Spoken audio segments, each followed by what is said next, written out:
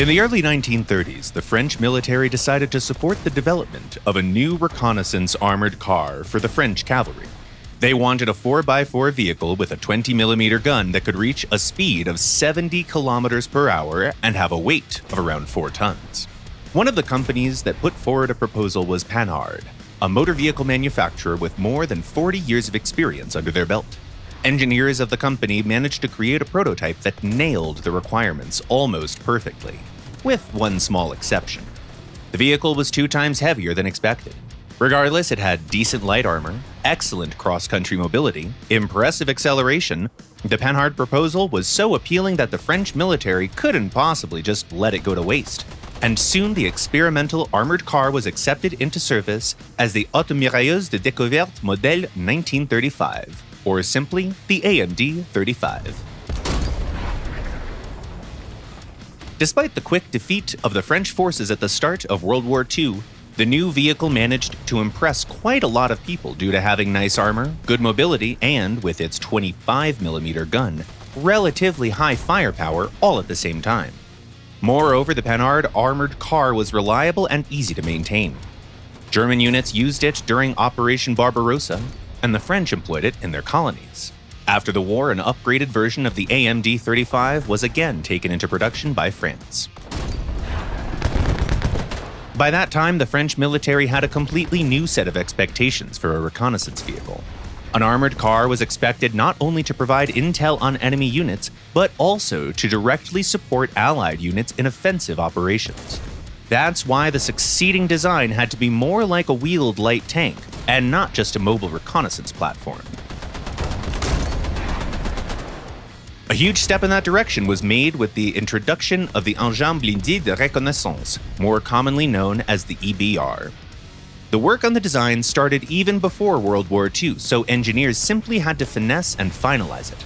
The first and last swivel wheel pairs of the vehicle were used for driving on the road, and the 4 inner metal wheels were employed for better off-road performance.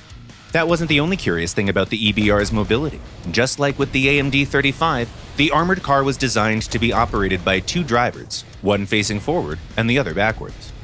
And the max speed in both directions was the same, 105 kilometers per hour.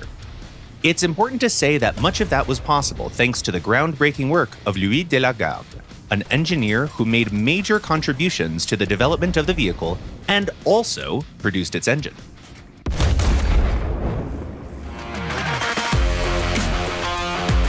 In 1951, the French introduced a variant of the EBR with a new FL-11 oscillating turret. It housed the SA-49 cannon, a 75mm gun which handled a lot like the American M6, which for a light armored car was definitely quite an achievement. With time, though, French engineers proved that they could go even further. In 1954, they fitted the EBR with an oscillating turret from the AMX-13 tank, a 75mm SA-50 cannon, and an autoloader, providing the vehicle with even more firepower. Despite its excellent performance, the Panhard EBR had one massive flaw. It was much harder to maintain than the older AMD 35. Due to the placement of the turret, mechanics had to remove it almost every time they had to do major repairs. As France was waging wars in its colonial territories, this design choice was a huge headache for the French military. To make up for it, Panhard created a new design based on the EBR, the Mitrailleuse Légère, or simply the AML. Unlike its older brother, this armored car was designed on a more traditional 4x4 chassis. It was much cheaper to produce, extremely easy to maintain, and also compatible with a lot of the EBR hardware.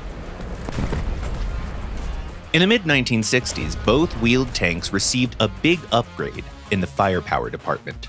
They were fitted with a new 90mm DIFA cannon that fired Heat FS rounds capable of piercing the defenses of contemporary Soviet tanks, like the T-55 or the T-62. This excellent upgrade allowed the French to keep both the EBR and the AML in service for many more years. The last ever vehicles in the series were made in the late 1980s. The AML was especially popular. It was used by roughly half the countries on the African continent, and even made it to Israel. Nevertheless, in the early 1970s, the French government decided that their army needed a new armored vehicle with significantly more firepower. Panhard developed a prototype, but it wasn't picked due to a number of technical issues. In the end, the decision-makers went with the AMX-10. Its chassis allowed it to turn on the spot like a regular tracked vehicle, and its 105mm cannon meant that it had MBT-level firepower. The first ever AMX-10 RC rolled off the factory floor in 1976, and vehicles of this series were in production up until the mid-1990s. They're still employed by the French Army, by the way, or at least their modernized variants.